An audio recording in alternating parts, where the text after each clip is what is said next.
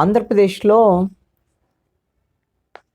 Intermediate అదేవిధంగా 10వ తరగతి పరీక్షలకు సంబంధించినటువంటి షెడ్యూల్ని రాష్ట్ర ప్రభుత్వం, రాష్ట్ర విద్యాశాఖ మంత్రి బొత్స సత్యనారాయణ రిలీజ్ చేశారు. మార్చి 1వ తేదీ నుంచి 21వ తేదీ వరకు ఇంటర్ పరీక్షలు జరుగుతాయి. ఫిబ్రవరి 5 నుంచి 20వ తేదీ వరకు ఇంటర్కి ప్రాక్టికల్స్ కూడా జరిగేదానికి అవకాశం ఉంది. అందుకు సంబంధించినటువంటి షెడ్యూల్ కూడా ఆల్రెడీ స్పష్టమైనటువంటి ప్రకటన చేశారు. మార్చి 18 నుంచి 30 వరకు 10వ తరగతి పరీక్షలు నిర్వహించబోతుంది రాష్ట్ర ప్రభుత్వం.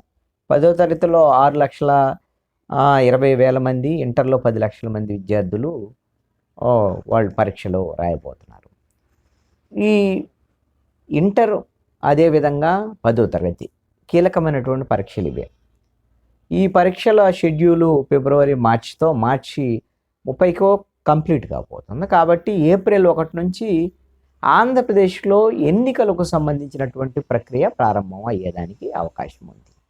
ఒకవేళ మార్చిలో షెడ్యూలు అలాంటిది రిలీజ్ అయినప్పటికీ కూడా ఇక నామినేషన్ల ప్రక్రియ, వ్యవహారం ఇవన్నీ కూడా ఏప్రిల్ 1 నుంచి ప్రారంభమయ్యి మే చివరి నాటికి ఈ ఎన్నికల ప్రక్రియ ముగిసేదానికి అవకాశం ఉంటుంది. ఆంధ్రప్రదేశ్ అసెంబ్లీతో పాటుగా లోక్సభ ఎన్నికలు కూడా ఒకేసారి జరుగుతాయి కాబట్టి కేంద్ర ఎన్నికల కమిషన్ ఈ మేరకు అప్పుడు నోటిఫికేషన్ విడుదల చేసేదానికి అవకాశం ఉంది. ఇప్పుడు ఏమిటి అంటే ప్రధానంగా ఆంధ్రప్రదేశ్కి ఏదో ముందస్తు ఎన్నికలు వస్తాయి, రేపు ఫిబ్రవరిలోనే ఎన్నికలు రావచ్చు, కేంద్ర ప్రభుత్వం కూడా లోక్సభకు కూడా కొంచెం ముందుకు వస్తారేమో అనేటువంటి ఇవి చర్చలు జరుగుతున్నాయి. మొన్న చంద్రబాబు నాయుడు కూడా రైతులను పరామర్శించడానికి వెళ్ళినటువంటి సందర్భంలో ఫిబ్రవరిలోనే ఎలక్షన్లు వస్తాయి అని వాళ్ళ కార్యకర్తలను ఉద్దేశించి మీరు అలర్ట్గా ఉండాలి, అశ్రద్ధగా ఉండొద్దు అనే దాని మీద మాట్లాడినటువంటి సందర్భం చూసాం.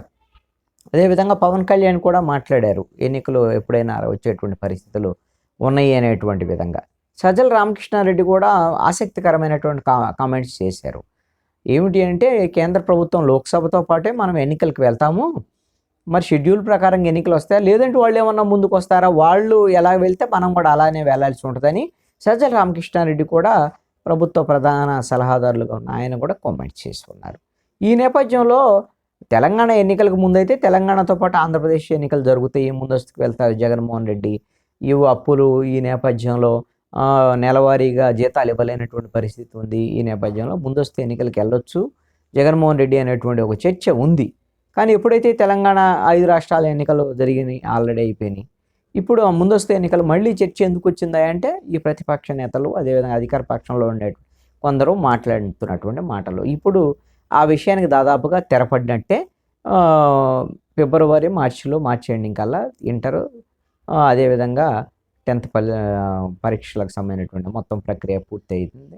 కాబట్టి ఆ మార్చిలో మాత్రం మార్చిలో ఎట్టి పరిస్థితుల్లో ఆంధ్రప్రదేశ్ ఎన్నికలు కానీ లోక్సభ ఎన్నికలు కానీ ఉండేదానికి అవకాశం లేదు. ఇవన్నీ ఉన్నతాధికారులతో, ఎలక్షన్ కమిషన్కి సంబంధించినటువంటి అధికారులతో రాష్ట్ర కేంద్ర ప్రభుత్వాలు సంప్రదించుకున్న తర్వాతే ఈ విధమైనటువంటి పరీక్షలకు సంబంధించినటువంటి షెడ్యూల్స్ ప్రకటిస్తారు.